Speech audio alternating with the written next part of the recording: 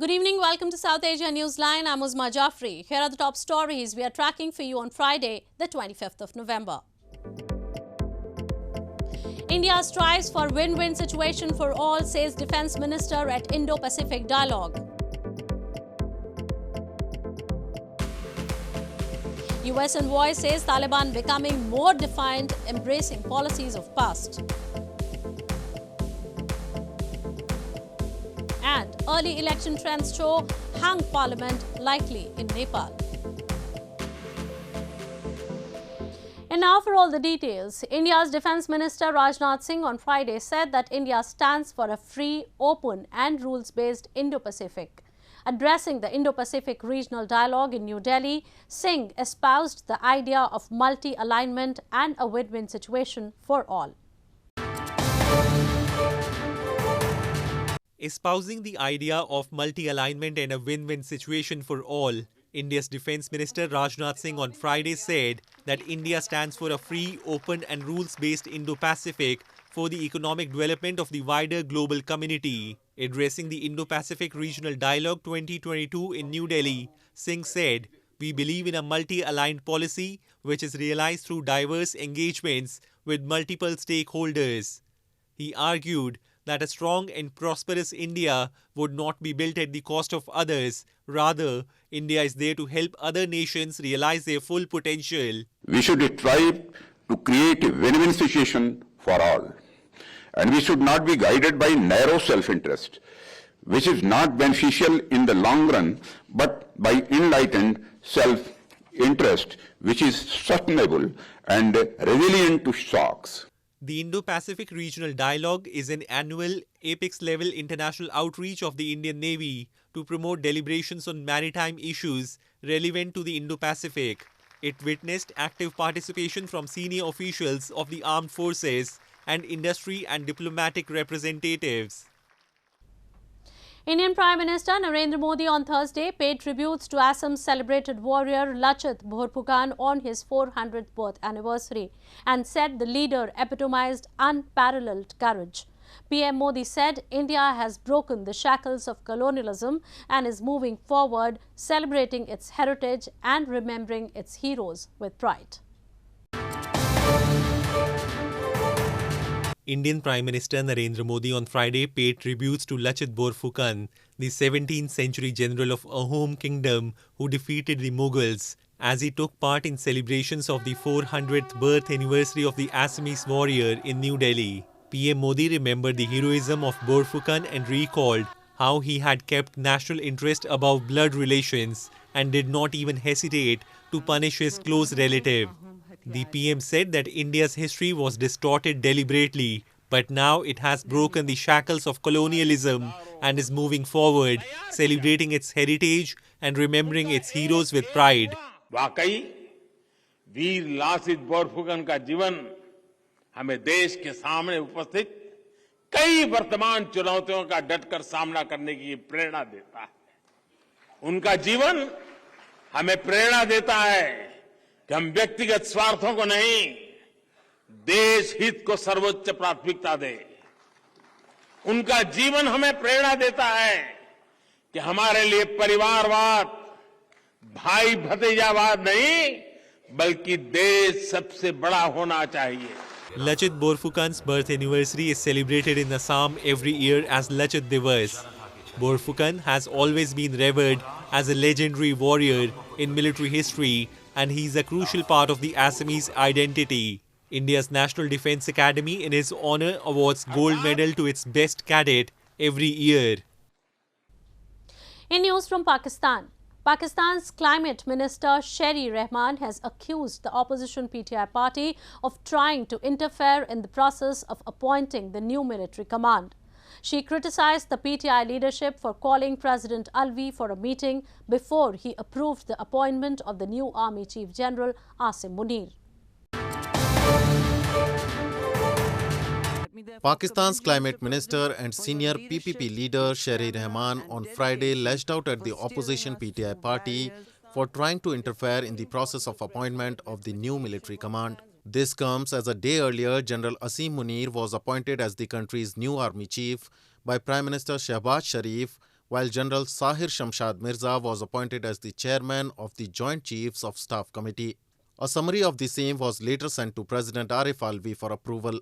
Speaking during a parliament session, Rahman slammed the PTI leadership and said they have even made the president controversial, as the party called the president to Lahore to give the impression that it is still relevant. जो एक हसास appointment में मुदाखलत सियासी मुदाखलत करने की कोशिश कर रहे थे, जो अब भी इस वक्त लॉन्ग मार्च लेकर अपना कंटेनर लेके इस्लामाबाद की तरफ बढ़ रहे हैं, उनको कोई ख्याल है लोगों की तकालीफ का? उनको कोई ख्याल है कि आधे मुल्क में क्या सूरत हाल है, या एक तिहाई मुल्क जब डूबा था उससे लोग किस तरह निकलेंगे? अभी भी Rahman also hit out PTI for holding an anti-government long march rally amid testing times when Pakistan is recovering from massive flooding. Meanwhile, PTI party chief and former PM Imran Khan on Friday urged his supporters to join the long march in Rawalpindi on Saturday, adding that he will also come out for the nation despite injuries in an assassination attempt. Khan has held several rallies demanding snap elections since his ouster in April, but the ruling coalition has rejected, saying that the polls will be held next year as per the schedule. More on news from Pakistan. Locals in Pakistan's Karachi city have lamented that several hours of gas load shedding has made their lives miserable amid the winter season. The unannounced load shedding began before the government announced planned shedding in December. With the onset of winters, Pakistan's business capital Karachi is witnessing unannounced and prolonged load shedding in gas supply, affecting the day-to-day lives of residents. During the peak hours, almost every locality is witnessing no supply or very low pressure in supply line. Adding to the woes, when the consumer dials complaint service number, they are told utility service has no information about load shedding, which has further triggered unrest. This shortage comes after gas supply to industries was suspended following a government notification to prioritize domestic and commercial consumers. Though the Pakistan government had announced 16-hour load shedding in December, the main supplier, Sui Southern Gas Company, has started the cut in supply much ahead of the schedule. अभी तो ठंड का system शुरू नहीं हुआ है, उससे पहले ही इन्होंने गैस का जो है लोड शेडिंग कर दिया और पूरे कराची आप ये देख लीजिए कि लोग होटलों की लाइन में लगे हुए खानों के लिए, लोग परेशान हैं। पहले ही जो है इस वक्त गैस तो अपनी जगह पर नायाब है, के इलेक्ट्रिक मैं कह रहा हूँ सर्दियों के अंदर भी जो है के इलेक्ट्रिक के मामला देखने को मिल रहे हैं कि अक्सर जगहों पर जो है लाइट का जो है बहरान है। Local media reports claim even though Sindh province is the producer of gas, suppliers are providing less than 900 million cubic feet per day to the province. The shortage is believed to intensify and reach its peak in winter amid the ongoing gas crisis. Moving on, US Special Envoy Rina Amiri has said that Taliban is becoming more defiant in embracing the policies of the past, condemning the reports of public flogging in parts of Afghanistan amid the growing concern over the human rights situation. She added it did not end up well before and it will once again take the country on a perilous path.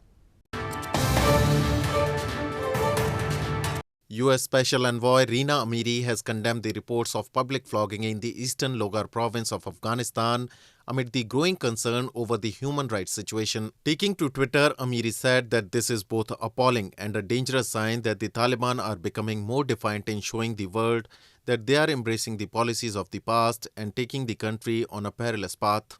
The Taliban-led Supreme Court on Wednesday confirmed that 14 people, including 3 women, were lashed for different sins, including adultery, robbery, and other forms of corruption. It was the second confirmation of lashings by the Taliban this month, signaling a possible return to practices common in its hardline rule in the 1990s. The Taliban took over Afghanistan in August 2021 and have imposed policies severely restricting basic rights, particularly those of women and girls. The Taliban have dismissed all women from leadership posts in the civil service and prohibited girls from attending secondary school.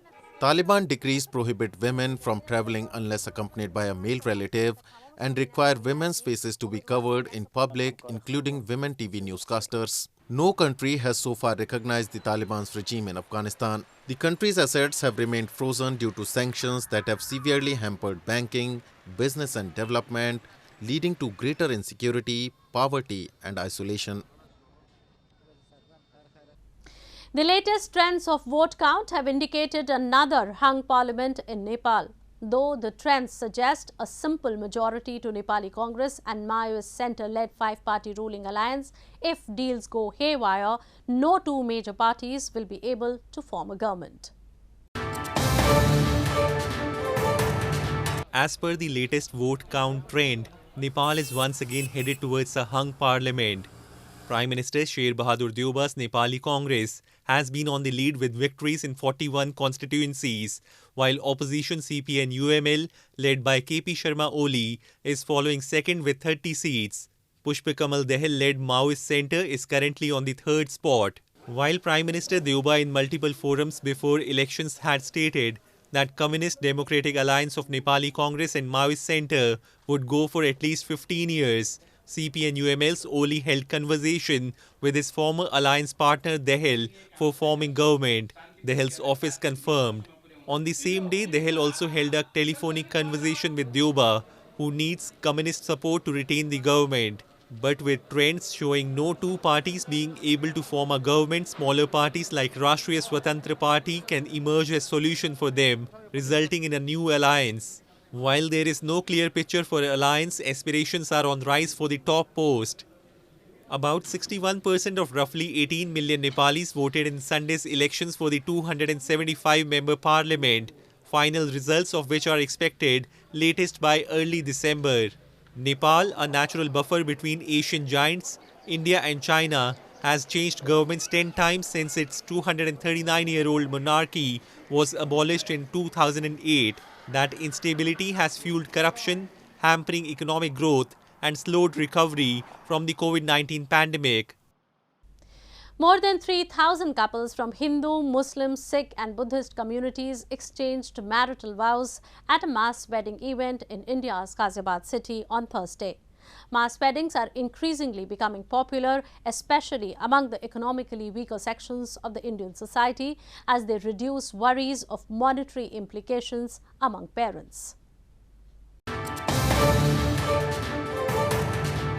In a bid to provide girls belonging to the economically weaker sections an opportunity to get married in a proper ceremony, a mass wedding ceremony was held for more than 3,000 couples in India's northern Ghaziabad city on Thursday. Around 1,850 Hindu, 1,147 Muslim and 3 Buddhist and Sikh couples dressed as per their culture and exchanged vows at the wedding ceremony organized by the Uttar Pradesh state government. The couples were given 75,000 rupees or nearly $918 as gift. 3,003 जोड़े आज यहाँ पर सामूहिक विवाह के अंदर शामिल हुए हैं, जिसमें हिंदू, मुस्लिम, सिख और बौद्ध ये 4 वर्गों के हैं. एक बहुत बड़ी चीज़ है. मुझे बहुत खुशी हो रही है मैं शादी आज, और ये सरकार का बहुत ही अच्छा फैसला है. जो भी मतलब कर नहीं सकते गरीब लोग, वो उसमें अपने अच्छे से सब काम हो जाना शादी अच्छे से. Mass weddings are very popular, especially among the economically backward sections of the Indian society, as these reduce the worries of financial implications among the parents or guardians of the brides. Conventionally, the family of a bride in India is expected to bear the expenses of a lavish wedding and also give dowry to the groom, deemed as gifts to the bride which could be in cash or kind. Well, that's all we have for you from South Asia this evening. Now our viewers can watch the show on SouthAsiaNewsline.com. You can also visit us on Facebook.com/SAsiaNewsline and follow us on Twitter @SAsiaNewsline. That's all in tonight's edition. We will see you same time next week. Have a great